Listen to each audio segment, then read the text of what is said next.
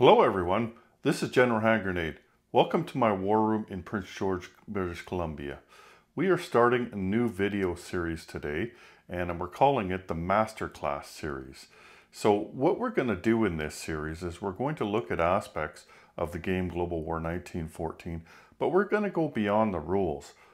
We've done rules before, but we'll talk a little bit about rules, but the point of this video is not just to go over the rules. The rules are all in the rule book if you need them, right? And plus we've talked about them in the past. What we're going to do here is talk more about strategy and the kind of things that you should be thinking about when you're developing your strategies. Like I'm going to show you some of my strategies in this series, but that doesn't mean that you have to follow them. This just helps you to look at what maybe you should, the kinds of things that you should be considering when you do your own strategies. So anyway, let's move in here. This is what we're going to start with. The GW-14 Masterclass series is the prequel. I thought, why not just start at the beginning, eh? Anyway, so let's get into it. The prequel.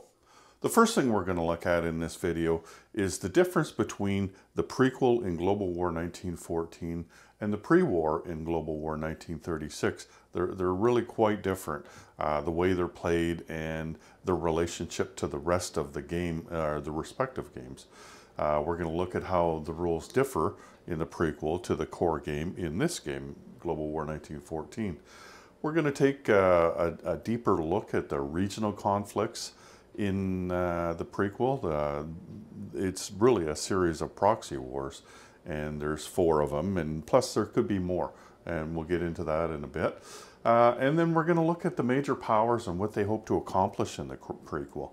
Like, why are you doing this, and why should you buy that? I mean, there's reasons for these things, and I can't tell you exactly what you should do in every single game.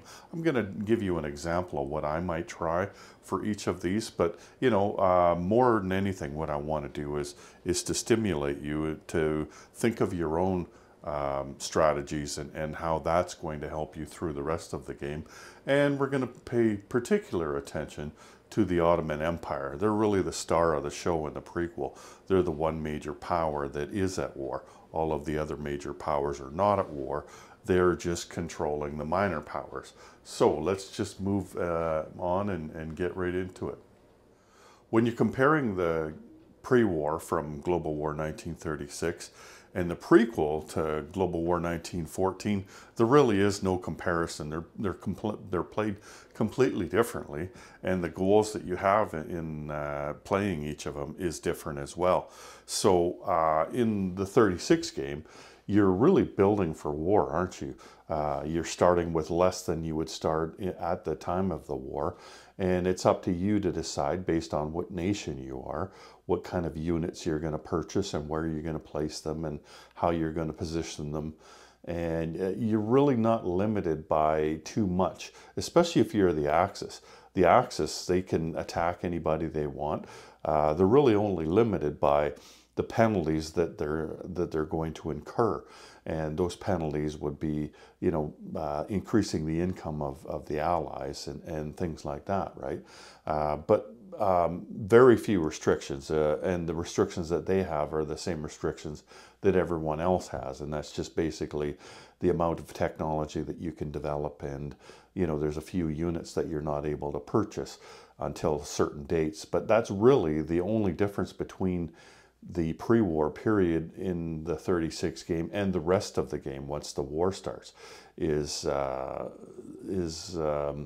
that you're just building for war, and you can't build those weapons. Now the Allies are a little different. They are at peace, and they can't declare war until they reach certain income levels. And so you're building towards those income levels, and it's mostly due to the belligerence of the Axis that are getting you there, right? And then if you're still not there by a certain date, then you're rolling the dice and you're getting yourself the rest of the way there. But basically, you're just building towards defending yourself, because the Axis are definitely going to be the aggressors in that conflict, right? Now, Global War 14 is much different. Global War 14, the major powers are set. all of the major powers, the stuff where it is that's where we want it when the war begins. If you could just put it wherever you wanted, if you could move it around, then there would be trench lines built up by the time the war starts, and the game really wouldn't progress anywhere. And you know, like the difference between the wars was a stark difference. World War II, not everybody started at once, and there was that build up towards it. Whereas in the First World War, it really just touched off. You know what I mean? Like, sure, armies were building up, but they weren't really thinking about a world war. It just kind of happened, right? And there's more to it than that. But I mean, there really wasn't much of a build-up towards it. And so we're just basically, in the summer of 1914, we've placed the units where they should be, and we don't want that to change. So what the prequel is, it's a series of proxy wars. How you do in those proxy wars is going to determine your starting point in World War I.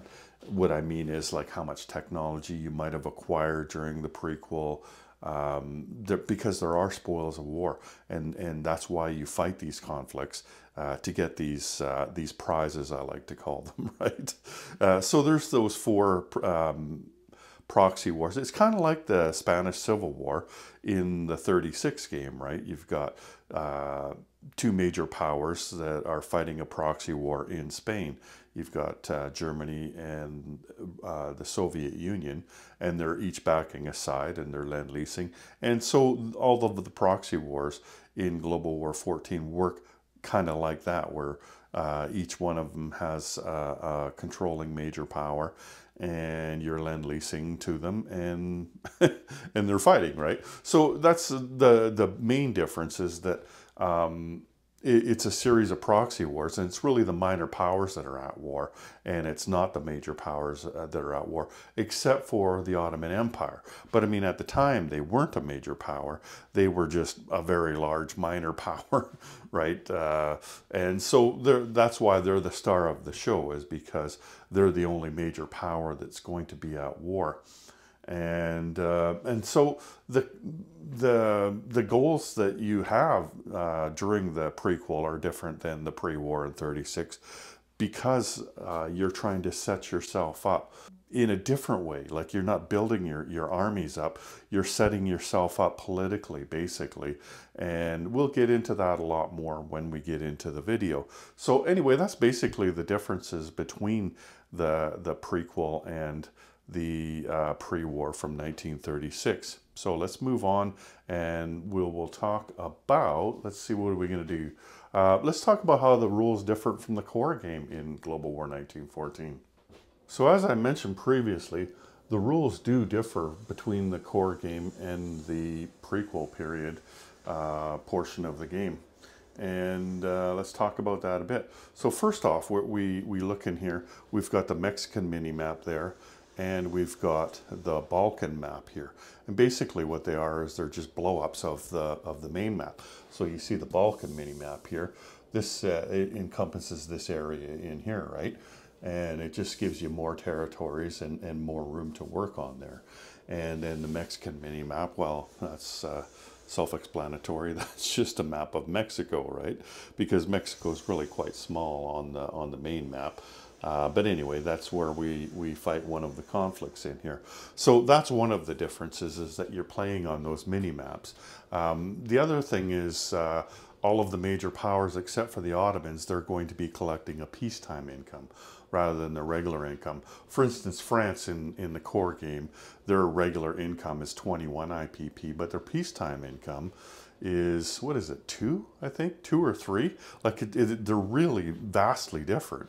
So you hardly get any money. And basically what that is that's how much money you have to lend lease to whoever you want to in the prequel. You can lend lease to any minor power that you want. Or another thing that you can do, you can build some things for your major power.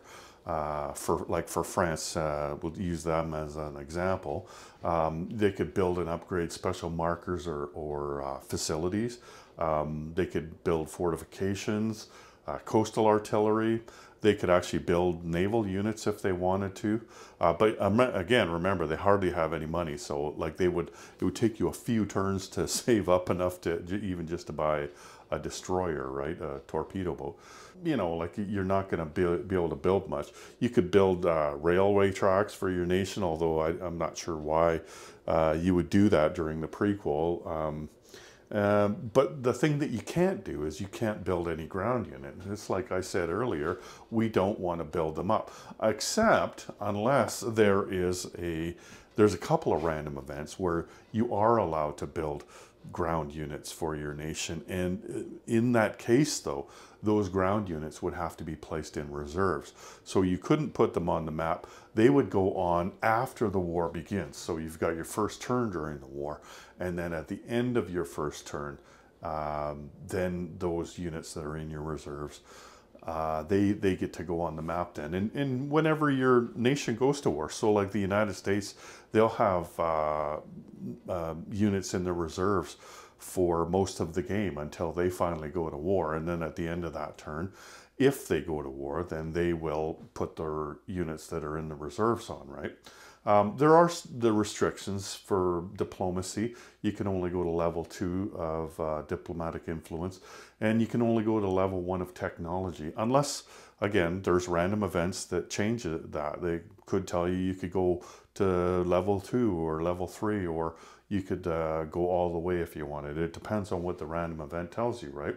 So you also, what you're really going to want to know the rules from 4.9 in the rulebook. That's the one that deals with control, because the major powers are going to be controlling minor powers. So you're going to have to make sure you understand those rules. I'm not going to go over them. Like I said, this isn't a rule video, right? Just make sure you understand what control means and how it's done, right? And then, you know, like you're also going to want to understand how Lend-Lease works. The one thing about Lend-Lease in the prequel, though, is you're not going to have to worry too much about whether or not you can Lend-Lease, because with everybody being at peace, that means that, I'm talking about the major powers here, with all them being at peace, that means you're not really restricted in where you can go, right? I mean, you do have to have rail lines or rivers that go a certain place, but, you know, like if you're going through sea zones and stuff, you don't have to worry about canals and straits. You can just go through any of them because you're not at war with the controlling major power, right?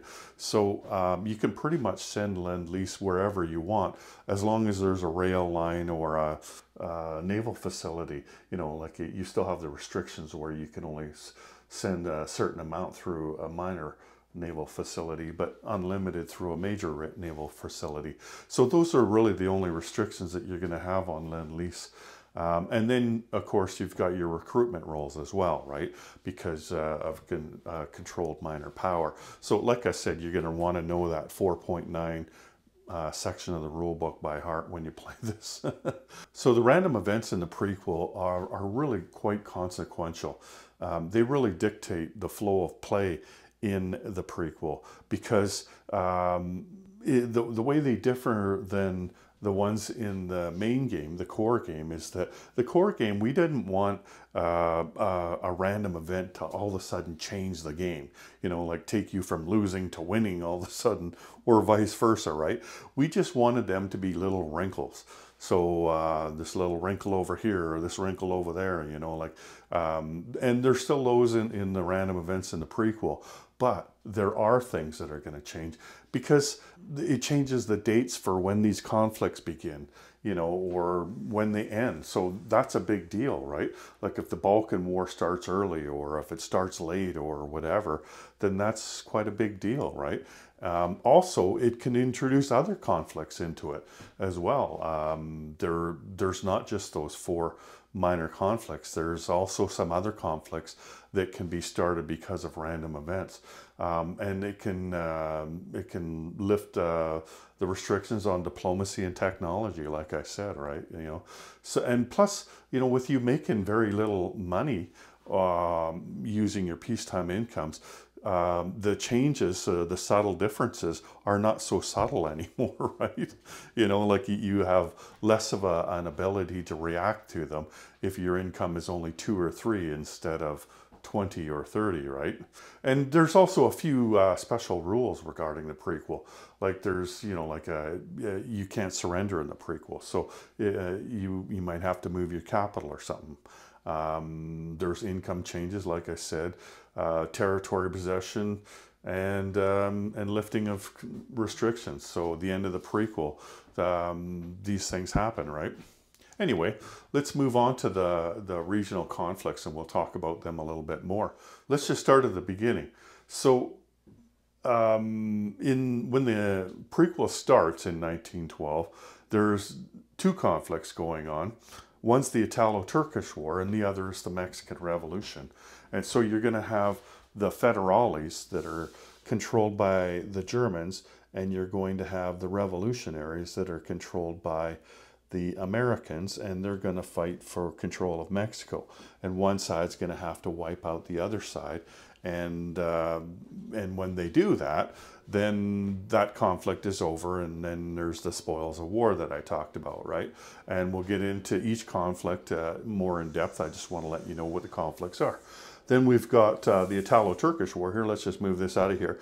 So Turkey is the Ottoman Empire, right? And you know what Italy is over here, right? So there's a war between Italy and Turkey, and we're going to talk about that and probably what you should do if you're either side in that one. And that one begins at the beginning of the game, and it ends in the fall of 1912. So it'll go on for 3 turns, right? And then you have the Balkan War #1, and that's going to be on the Balkan mini-map here. And so that'll be the Ottoman Empire versus some of the minor powers, and we'll get into that. And then at the conclusion of that, there will be Balkan War #2. And that's going to be the biggest conflict that's going on in the prequel, and the one with the most consequences. But as I mentioned earlier, there's also other conflicts that can flare up depending on if you choose those random events or not.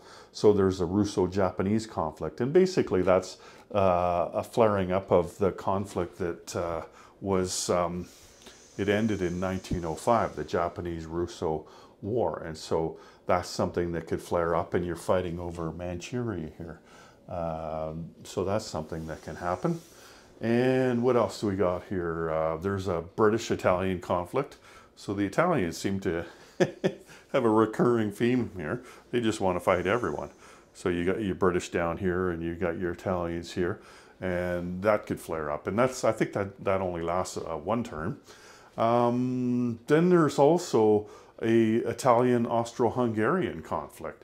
So that's Austria-Hungary against the Italians, but it's only fought on the mini-map. You're not allowed to fight it between your home countries on the main map. You have to fight here on the mini-map.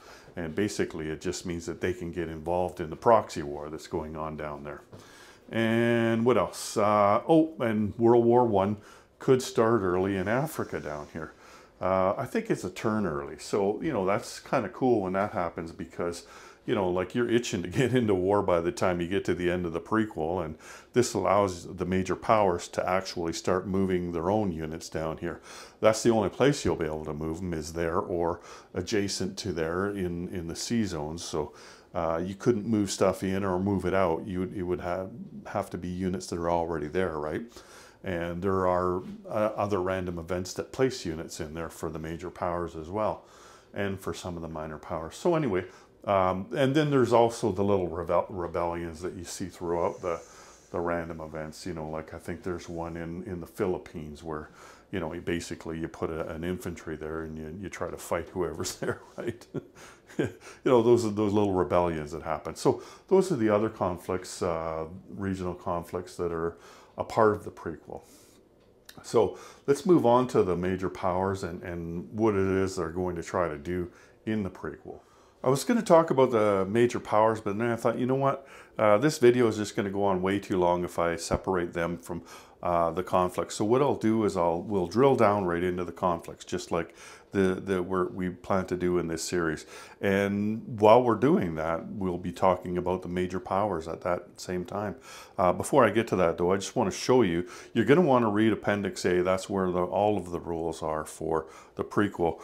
But we did separate and make a prequel reference sheet. So that's got your conflicts in it. There's the Mexican Revolution, the Italo-Turkish War, and then you've got the Balkan Wars on the next couple pages.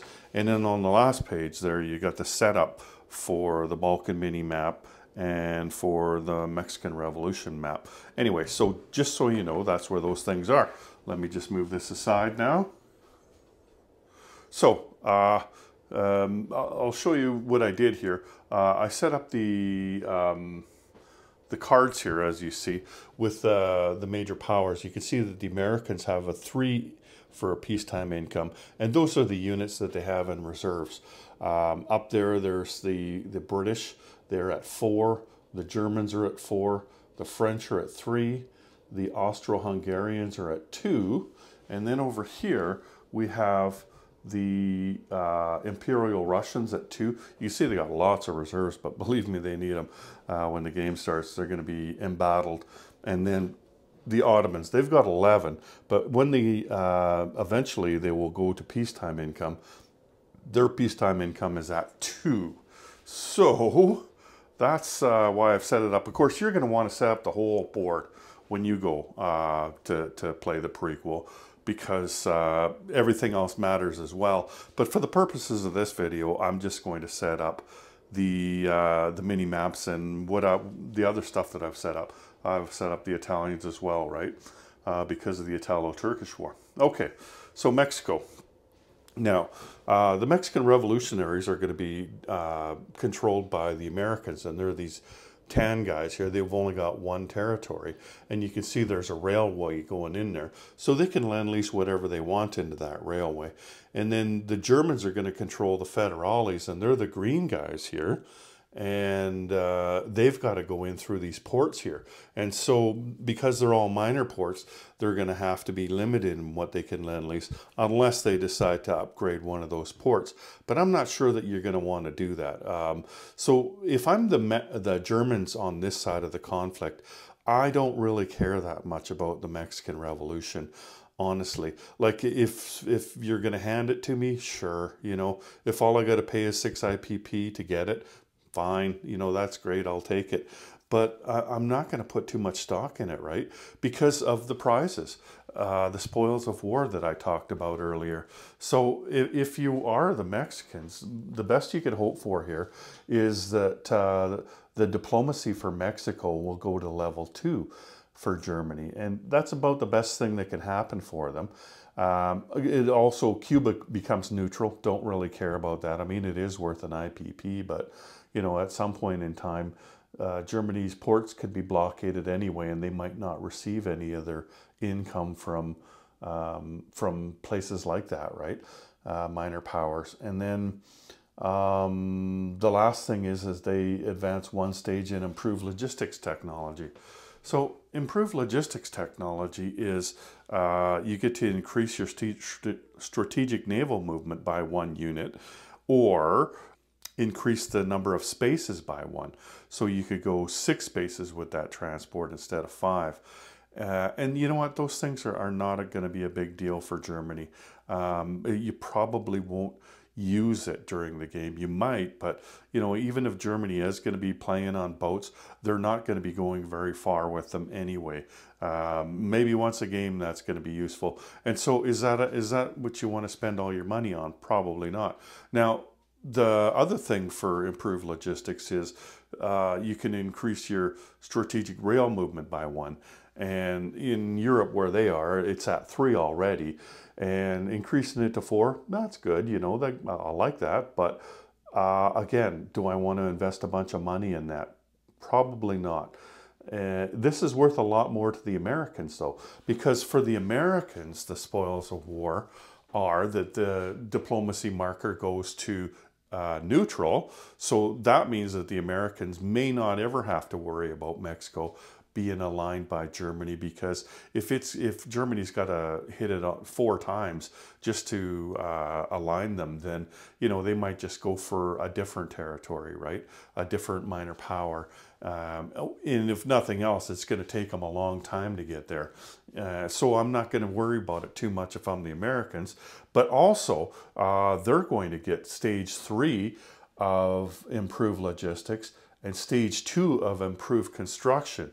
Now, I've told you what improved logistics is. That is something the Americans are going to be interested in, because they're going to want to be shucking units probably to Europe, but could also be to South America if they have to enforce the Monroe Doctrine. And of course, there's the Pacific as well. So that's something that appeals to me. And 3 stages, I mean, that's 3 out of 4. They've only got to hit it once. And then improved construction, of course, is great, because they're building ships, and that's what improved construction is going to be for, is mostly for building your ships, right? Your facilities too, but I mean, that's not something you probably need to worry about. But big prize for the Americans, not so big prize for the Germans. And like I showed you the incomes there. So Germany, they've got 4 income.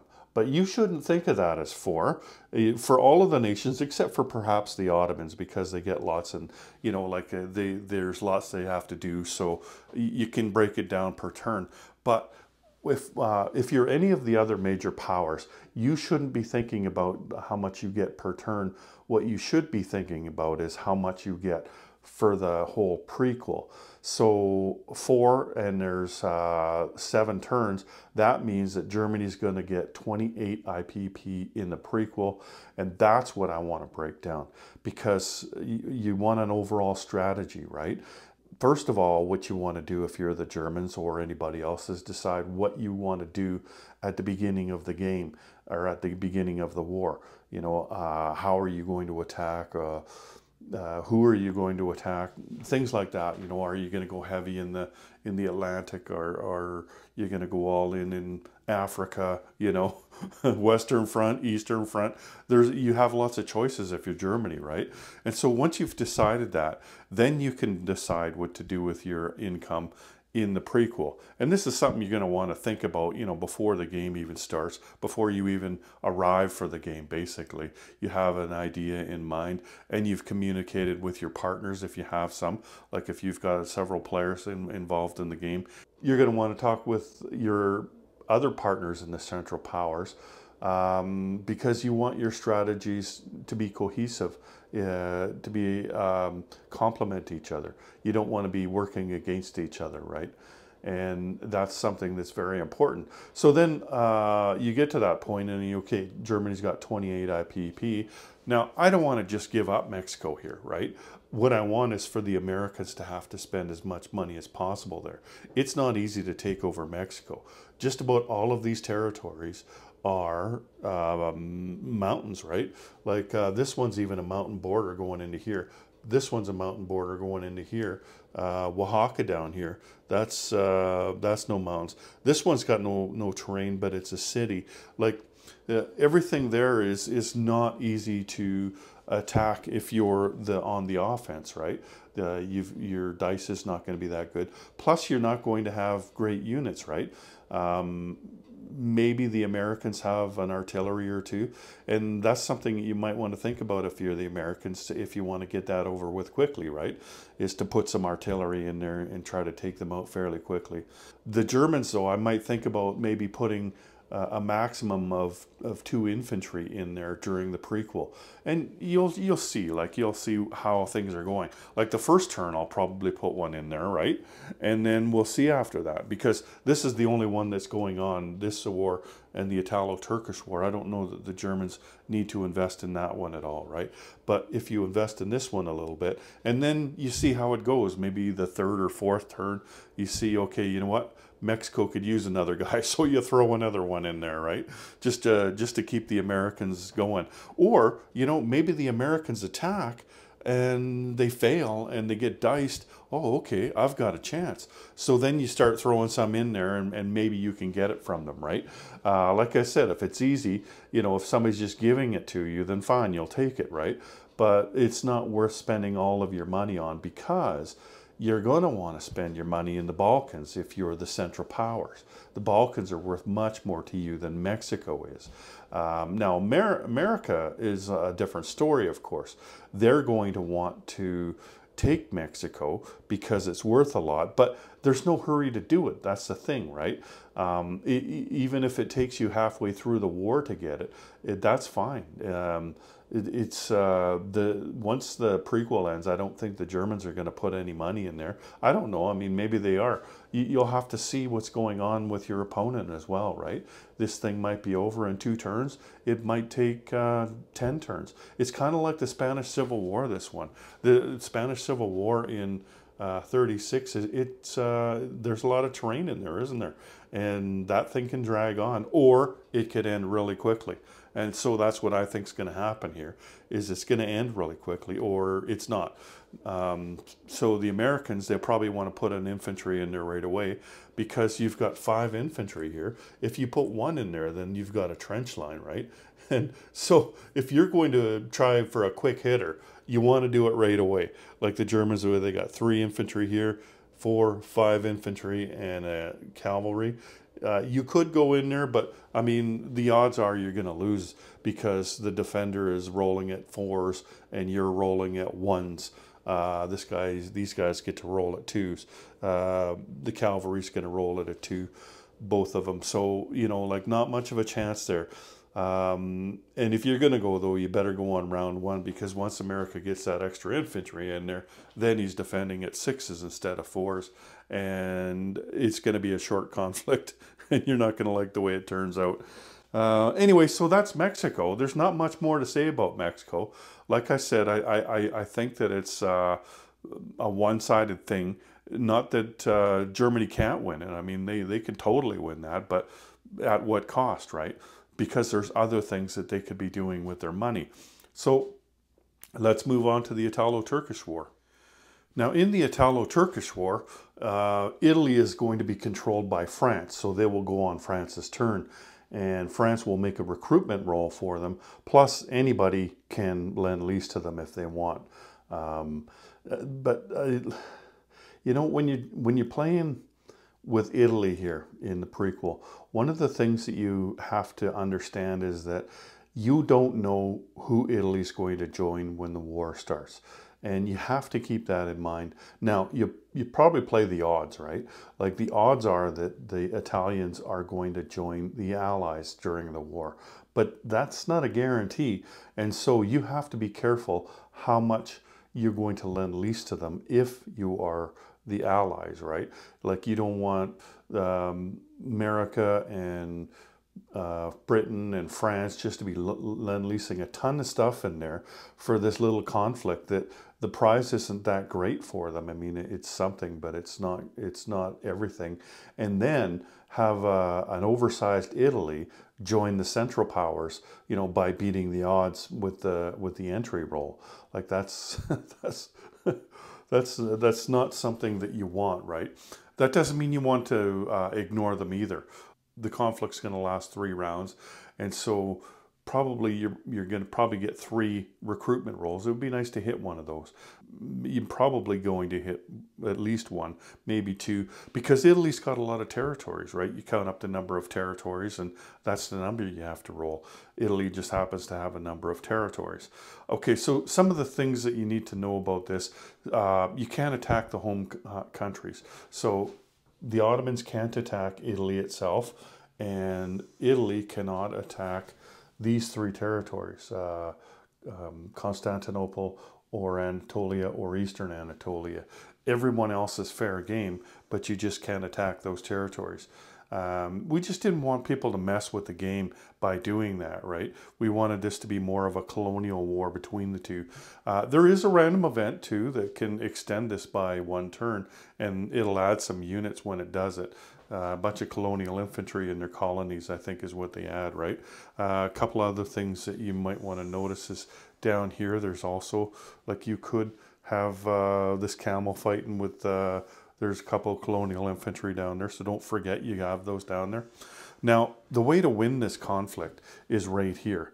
this is the only way to get any of the spoils of war.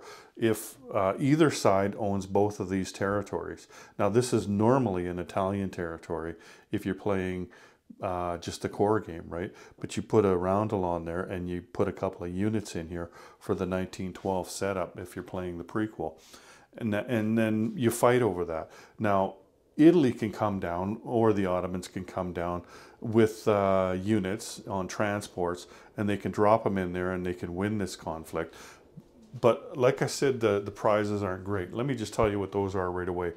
The Ottomans get nothing. It doesn't matter. They get to keep the territory they take. That's all they get out of this war. But the Italians, they can get, France would advance to stage 1 and improve logistics, and we know what that is. And I'm not sure that that's going to help them all that much, because, you know, like the improved naval, that might help them a little bit. But in France, I mean, their territory is pretty small, and usually they're stuck up there, right? The Germans got them hemmed in, so they don't need a lot of rail capacity. The naval capacity will help a little bit, but not much. And then the other thing is that the Italians add a Bersaglieri infantry. That's their elite unit. They get that into their reserves. And again, you don't know which way Italy's going to go, right? The prizes aren't great for this one, but I tell you though, this one can have some consequences, because the Ottomans have a navy here, right? Here, let's just move the navy down here for now while we're talking about this conflict here. So they have their navy here. Now, if the Ottomans come down here and try to take this out down here, absolutely, I would go down there and I'd kill that Ottoman navy, because I don't care about the Italian Navy. If I'm the French player, I don't give a damn about the Italian Navy. Even if Italy joins my side in the war, so what? You know, like without the Italian Navy, you still have more boats for the Allies than the Ottomans and the Austrians do in the Mediterranean. You don't have to worry about the naval battle. So your opportunity to take out the Ottoman Navy without losing any Allied boats, I mean, that's awesome, right? So if these guys make the mistake of coming down here and dropping off a couple of units, by all means, take the Italian Navy down here and wipe them out. And even if they don't come down there, chase them down with the Navy. The only thing that you can do to save your Navy as the Ottomans, if I was the Ottoman Empire, what I would do is I would put them in the port here in Constantinople, because they're not allowed to attack the home countries of each, right? This port is in the home country of Turkey, and so they won't be able to attack them. It's not just a matter of forcing the port. They can't force the port because they're not allowed to attack it. That port is in the home country. So you can hem them in there. That's what I would do. If I was the Ottomans, I would stay in that port. And then if the Italians didn't come over here and sit outside here, let me just bring one boat. If you didn't bring the whole Italian Navy out here and sit outside of here, then I would use that Navy, or use the transports anyway, to transport units across here. And this is what I did in the last game. I took 2 units every turn and I put them in Macedonia here. And so Macedonia is all that space up there, all that green stuff there. So I just kept putting units in there because the Italians weren't stopping me. And that's what I would do if I was the Ottomans. I wouldn't worry about this down here, because that is a sure way to lose your navy. The Italians have a much bigger navy than the Ottomans do, right? Anyway, so that's one thought is, and the biggest consequence that could happen is that you could take out that navy. Now, the other thing is, let's say you manage to get this on the first turn. Like, you've got some stuff here. You've got an artillery and 2 infantry. You could bring 2 more things down with your boat. And then if you got a couple of things left over here, let's just bring the transport down. And of course, there's other boats with it. The other thing that you can do, if the Ottomans are sleeping, is that you can come over here and you can attack one of these 2 places. Or you could even come through the canal here and attack one of those places. But I tell you though, one of the things that you don't want to sleep on if you're the Ottoman player is Syria, for one thing. Because let's say Italy takes out Syria there, then you can't really attack them. Once that Italo-Turkish war ends, for the Ottomans to attack that, that means that they're going to turn the Italians into the Allies, right? Right? So like say on the second turn, you attack Syria just because you want to be able to get units down to Palestine, then the Italians, you don't even have an Italian entry role. They're just going to join the other side. And so that's one other thing that the Italians can do, is try to take out some Ottoman territory, because the Ottomans can't take them back after the war ends. Like if you do take them out, the Ottomans go after you. Let's say the Italians do take them out. Here, we'll just put a guy here. Then the Ottomans have that last turn, because they go second. They can come down here and they can try to get it back. And if they get it back, great. But if they don't get it back, then like I said, you're kind of stuck there, right? Because the Italians are going to be there until they join the war, and then you can go and attack them. Another thing, one thing that I did in, what was it, Operation Hindenburg.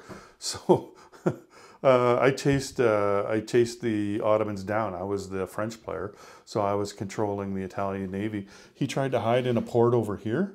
I don't care about that. You know, something that I laugh at is people, they think, oh, I can't attack him, he's in port, right? I'll never get it. That's not a barrier to me. To me, I don't care about the Italian boats, right? I'm just going to go in there and I'm going to attack that. I think I did lose a boat going in there, in fact, but I wiped out the Ottoman Navy. I don't care how many Italian boats I lose. Like I said, just go get them. Right? Don't worry that he's in port. The only thing you can't do is get him in port in his home country here, because it's his home country. So anyway, that's the Italo-Turkish War. Like I said, if you're the Turks, you're not going to care about winning this one, because you'd have to take this to win it, and then you're going to lose your boats, unless you're playing against an Italian player that really doesn't know what they're doing and has never watched this video or one of my game videos. Anyway, let's move on to the Balkans. Okay, the Balkan Wars. Now, there's two of them. There's Balkan War 1 and Balkan War 2. You should probably think about them as one war, though. So the first Balkan War lasts for 3 rounds, and then the second Balkan War lasts for 1 round. But if you think of them as one long war, then it's one war that lasts 4 rounds. And the difference is that after 3 rounds, you're going to pause, and you might have to return some units back to their territory. And then Bulgaria is going to change hands. So Bulgaria starts out in the first Balkan War. They're controlled by the United States. And that was one of the reasons that I said that the United States couldn't spend all of their money in Mexico, because they're going to want to spend some of it either in Bulgaria or in Serbia, because you can lend lease to anybody you want, or in Greece. Greece is going to be controlled by the British, right? So yeah, these territories are going to be much more consequential than the other 2 wars, and there's a reason for that. Now, the path to winning the game is something that it takes you a while to understand. Now, when I first played the game, and I think that when I see people online and they talk about it, and basically what you're doing is you're trying to take over the world because it's a world war, and that's not how you win this game. It's not about how much territory you take over. It's about how many points you score. And so you have to start keying on those points. And it takes you a while to learn, because when you don't have to keep looking in the book to find out what's a point and what isn't a point, that's when you start to understand, okay, there's my points over there. You instinctively think of that, right? And so in the Balkans here, these are all worth points to the Central Powers. Romania, Bulgaria, Serbia, Thessaly, Macedonia. Those are all points, regardless of whether the Austrians own it or the Ottomans own it. And so those are 4 points, and they're right in between you, so that you can hold them pretty easily. Like in order to take them off of you, they're going to have to use amphibious assaults. And as you can see, most of this stuff is in mountains, and so it's going to be really hard to assault, right? Anyway, that's why the Balkans are so consequential. There's that, and there's connecting the rail line. So there's a rail line here that comes up and it goes all the way, and you can get it all the way to Berlin. Now, if you can own that line all the way along there, then that's bonus income for the Ottomans. And then going the other way from Berlin to southern Iraq, you would have to build a stretch of railway, just one stretch, and then hold southern Iraq, which is a big chore. Like, I don't like your odds of being able to do that. But anyway, that would be points for the Germans, or sorry, not points, that would be money for the Germans every turn, bonus income. Like I said, that one's tough though. It's the southern Iraq part that makes it difficult. And then there's points that are down here as well. Not necessarily in the Balkans, but like Constantinople is a point for either France or Britain, Syria, and southern Iraq. There's 3 points there for both of those nations, if they can get any of those. And if you can secure the Balkans for the most part, or you can get on a path to securing them quickly in the prequel, then the Ottomans can concentrate on the Middle East, and they don't have to worry about the backside here. This would be the backside for them. They can more worry about going the other way and concentrating their units down there, plus protecting their capital and their home country, right? You always got to protect your capital. But that's what makes the Balkans so important, is all those points. It's not just points one way. Like I said, you know, those are all Central Powers points, but those are minus points for the other guys because they've given them away. They're not going to score those points, but they're going to give them up if the Central Powers owns them. And so if they do well in the Balkans, well, then they're going to win the game easily, probably, because there's a good chunk of the Central Powers points right there. And if you can negate all of them, then you probably won the game. So the Balkan is where the game can be won and lost. And that's why you want to spend most of your money in there. So let's just take a look at the mini map here. Okay, so like I said, Bulgaria here is going to start out with the Americans. Now, because you know that they're going to go to the other side, what you want to do is you want to kill them, right? You don't want to leave any units for Austria-Hungary to use to attack Serbia with. So you won't be able to use these guys. The militia aren't allowed to attack because they're not in their home country. Well, because they're not attacking into their home country, right? They have to stay in their home country of Bulgaria, and there's only one territory. So you're going to want to attack the Ottomans as much as possible. Now, if you attack Thrace here, then each time you do that, then the Ottomans are going to get a free Ottoman Guard, one of their elite units. And so, you know, like, you could attack Thrace if you want, but you're giving up something to do that. It'd be nice to be able to attack these other territories and kill those guys. And then once, like, if you didn't kill all of them by the time the Balkan War ends, or Balkan War 1 ends, then you haven't really done your job, right? Like, if you leave a bunch of them here, then by all means, Balkan War 2 only lasts one turn. For sure, Austria-Hungary, take those guys and attack Serbia with them, because why not? You know, take as many Serbians out as you can. You remember what I said about Italy and how you don't know which way the Italians are going to go. Well, if you're playing the odds, the Bulgarians are going to go to the Central Powers. They're going to go to Austria-Hungary at some point during the game. Also, Greece is probably going to go to Britain if you're playing the odds.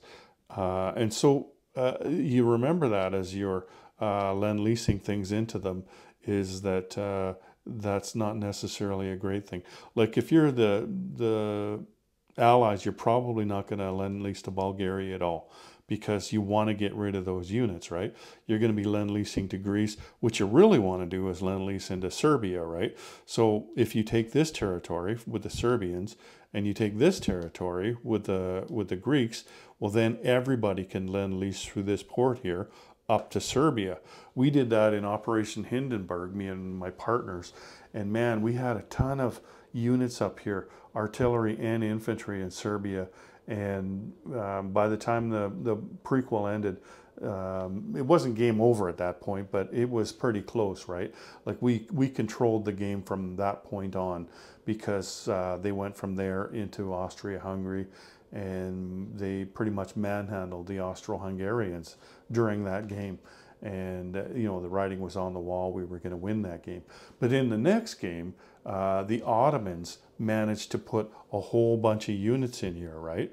And I was playing the Ottomans that game, and what I did was I killed every one of the railways here, because it doesn't cost you anything to take out these railways. So I put as many damage markers on as I could, because the railways aren't going to do me any good. I'm only going to move one space at a time, aren't I? So what do I need railways for? So I killed all the railways. That way, even if they did take my territories, they were going to have to pay 2 IPPs for that one, 2 IPPs for that one, 2 IPPs for that one. That's 2 infantry right there that they would have to give up in order to fix those railways, in order to lend-lease to Serbia. Now, the other thing they managed to do, though, because you can't stop them, you're not at war with them, the major powers, they could go through the canal here. Then they were lend-leasing through Bulgaria into Serbia, but Bulgaria is a minor port, so they weren't able to get any artillery in here. Now that's a pretty big deal, right? Like if you, the only other way you would be able to get artillery in here is if you had a factory, and the factory costs a lot of money relative to what the usefulness of it is when you're surrounded by the enemy, right? You might just be buying a factory for the enemy if you do it that way. Serbia is the key to the Balkan Wars.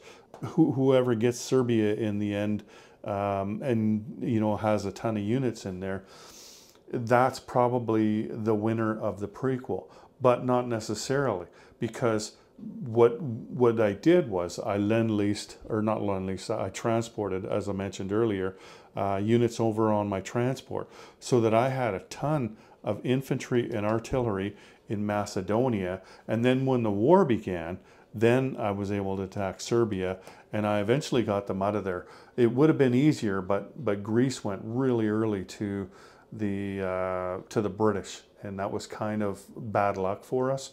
Otherwise, it would have been a lot easier in there for us. But, you know, if we played the odds, then that wouldn't have happened so early, and we would have wiped out the Serbians a lot easier. But anyway, that's something that you can think about, is get as many units over here as you can.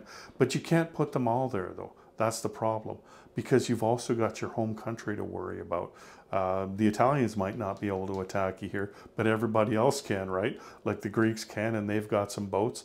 You know, that's something that you've got to worry about. So with the Ottomans there, so I showed you what you might want to do up there.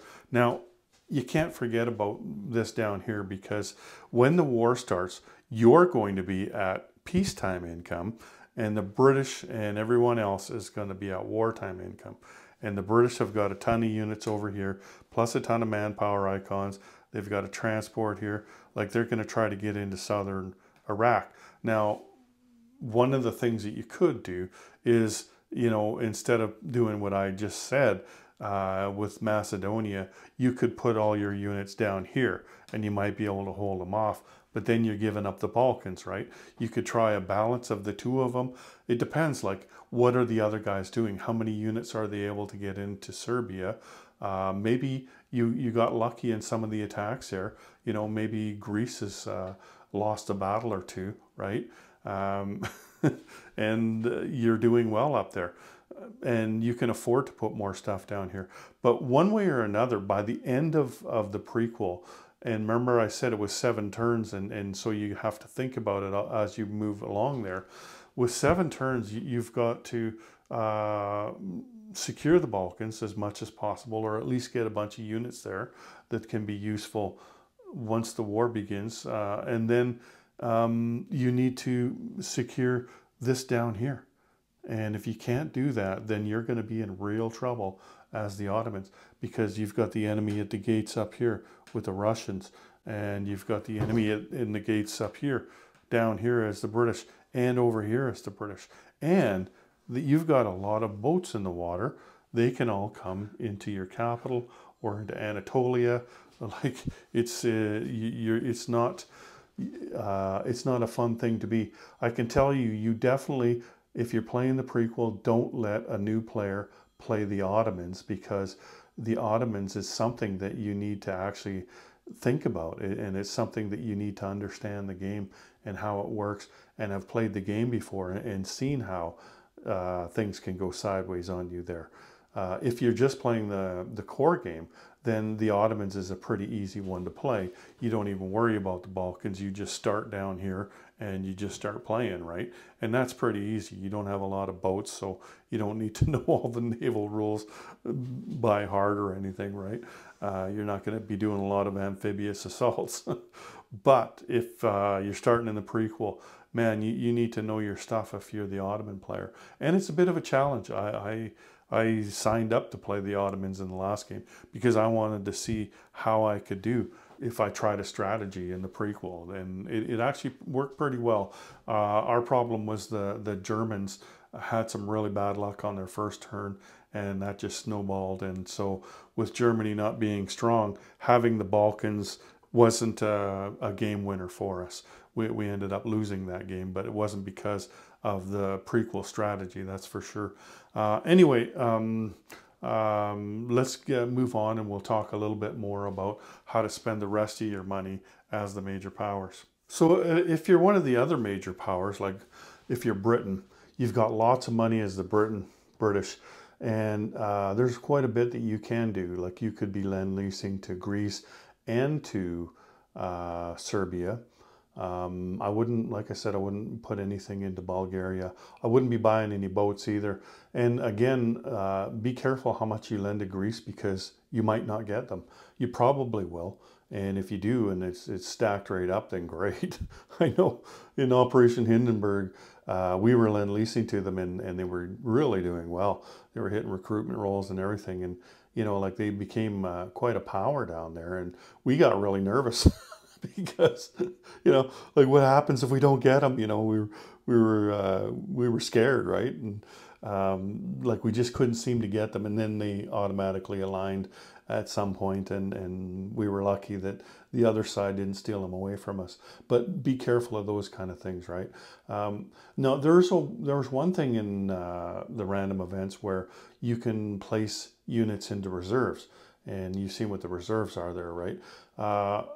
I got to tell you though, don't worry too much about that. Like, sure, it is nice to be able to put units into reserves, and that's probably something that just about every nation wants to do is to have a little bit of money going into the first turn of the war, because in the summer of 1914, nobody's got wartime income going into that year. So at the end of the first turn of the war, this is all the money you have. Like Austria-Hungary, $2.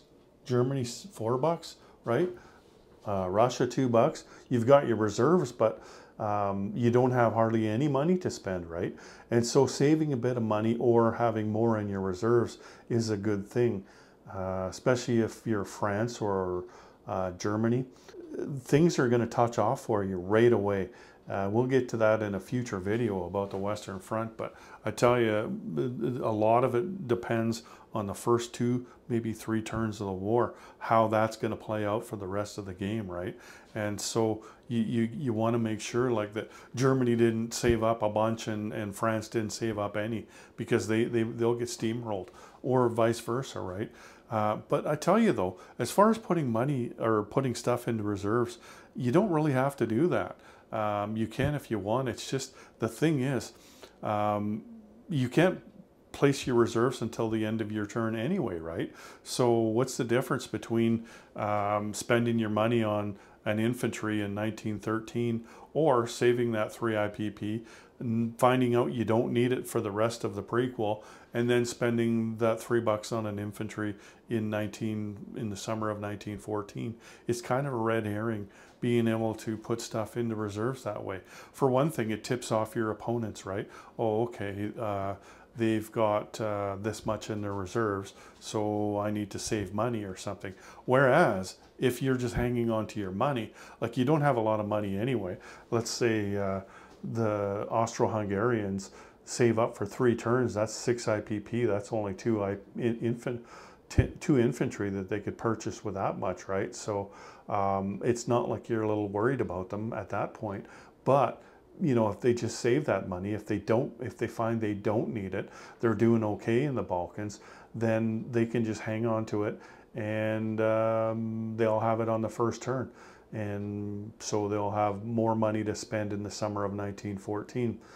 As far as what else they might do with their money, the Austrians and the Germans, lend-leasing it to the Ottomans is what you really want to do, because you want the Ottomans to be as strong as possible. They're the ones that are doing the heavy lifting for you in the prequel. Like I said, if you can get stuff into Macedonia here, then that's going to set you up for the rest of the game, right? And so lend-leasing to the Ottomans is something that you really need to consider if you're the Central Powers. Just put as much stuff in there as you can and try to get it across the water if you can, and do that, right? Once they take over the Bulgarians, like I said, take those Bulgarians if there's any left and attack Serbia. There's also that ship up there. You see that ship over there, the Pre-Dread. He's not doing anything for you. If there's any Greek boats left, take them down there. Go attack those Greek boats. Why not, right?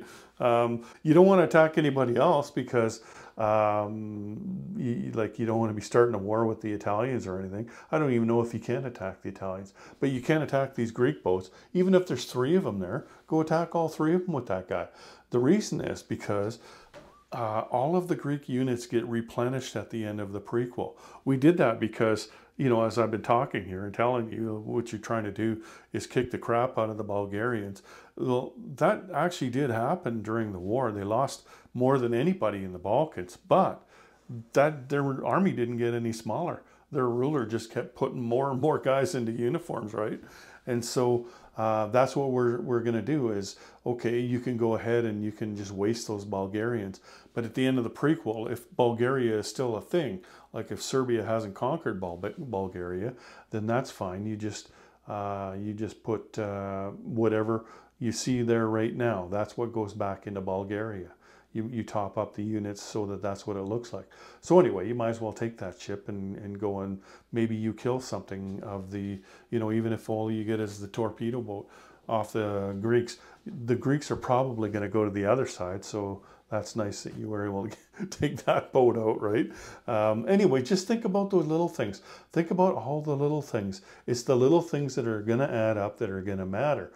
And whatever major power you are, think about it as how much money you get in total. Like the French, they're going to get 21 IPP in total. How are you going to allocate that, right? You're going to put a little bit maybe into Italy.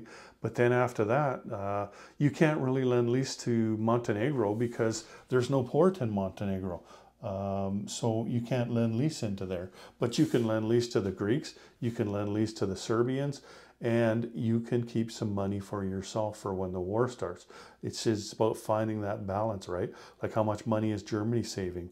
You're going to kind of want to match that so that you can match whatever they do on the Western Front, right? Anyway, let's take a break and we'll come back and finish this video off. Okay, so to finish this video off, let's just talk about the spoils of the Balkan Wars. Now, there were no spoils after the first Balkan War. It's basically, you just reshift some things. Bulgaria switches sides and off you go for a turn.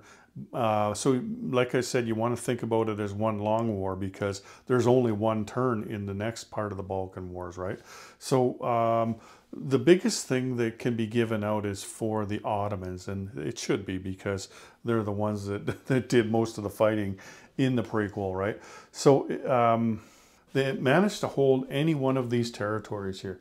This one, or this one, or this one, or this one, or this one, any one of those Macedonian territories, they're going to get, what is it, stage 3 in defense in depth. Or they're going to be advanced by 3 stages in defense in depth. We did make that change. It used to be you just go to stage 3. And they get improved logistics by 1 stage. So when you're developing your technology, if you've got 7 turns to do it, right? So what you want to do is get defense in depth at stage 1, but don't go beyond that. Like even if the random event tells you, okay, now you can go beyond stage 1, don't bother unless you know you're not going to be able to hold one of those territories. But go to stage 1, and then that will top you up to stage 4. And defense in depth is probably the second best technology in the game. So if you do that, and if next you can try to get improved logistics as well, that's also a good one for the Ottomans, because their rail capacity where they are is only 1. And so if you add 1 to that, then that's literally doubling their capacity. Oh, one thing I should mention though is that they start off with a minor factory here, right? So probably first turn, you're going to want to turn that into a major factory. So you're only going to get 6 rolls, not 7, if you do that. So I think you've got $11 there. If you upgrade that to a major, then you've still got $6 left over. You can buy 2 infantry. So that's probably a standard move for the Ottomans on the first turn, because you do want to start rolling that. Anyway, so that's the spoils of war for that. Also though, it says Macedonia is annexed by Greece if the Ottomans are ejected from any one of the territories, north, south, or central. So that's one thing that you're really going to want to try to do, is to try to stay in north, south, and central. If you can own these 3 territories, then you're going to get Macedonia here on the main map. That you're going to keep Macedonia, and you're going to be able to put all your units in there that were in Macedonia. Like all the units are in all those territories. They're all going to congregate in Macedonia. That's worth an IPP. And the big thing too is, like, the map doesn't look like this map. Like Bulgaria is going to gain a bit of territory here. So when in the end, Bulgaria is going to cut off Thrace and Macedonia, right? So if you can get into Macedonia, that's big time for you, because once the war starts, your ships are going to be hard pressed to get across there, because now you've got the French, the British, you've got all those ships you got to contend with, right? So your days of naval fun is over. You're not the only major power around anymore. Anyway, so the Ottomans have the best spoils of war of anybody, and probably the most easily attainable as well. So what else is there? So if Montenegro holds its home territory, and there's a good chance they'll do that. That's kind of like a side thing. The Ottomans don't really need to go get it.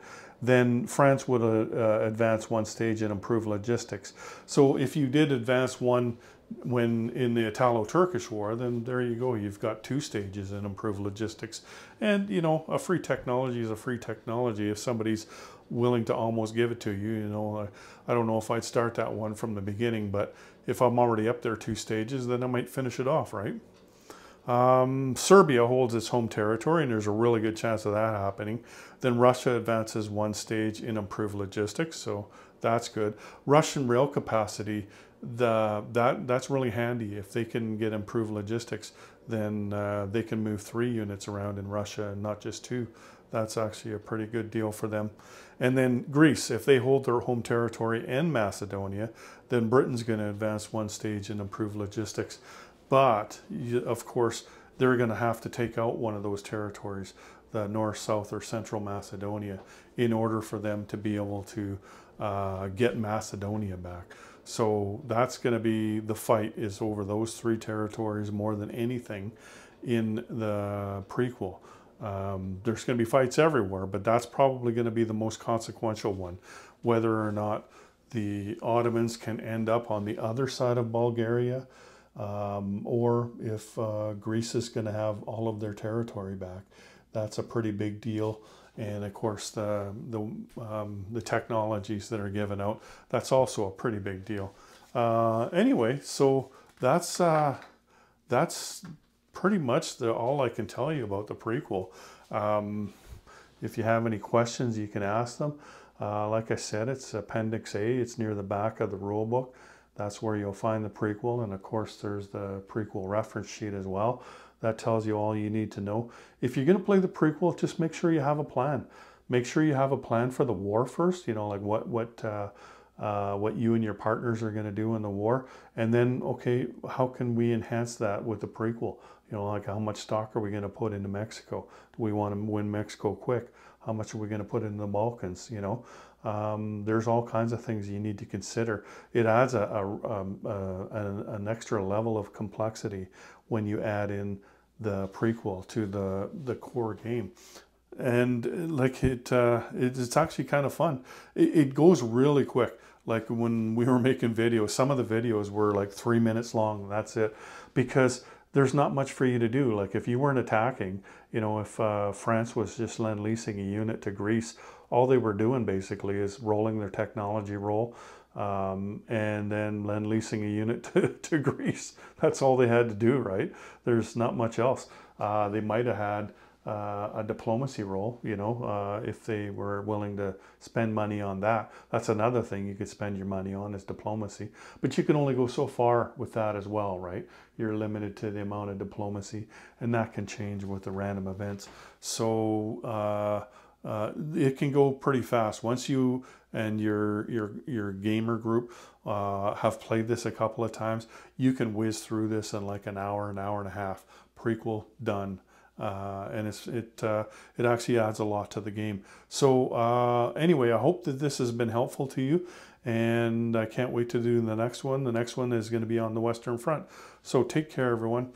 General Hand Grenade out.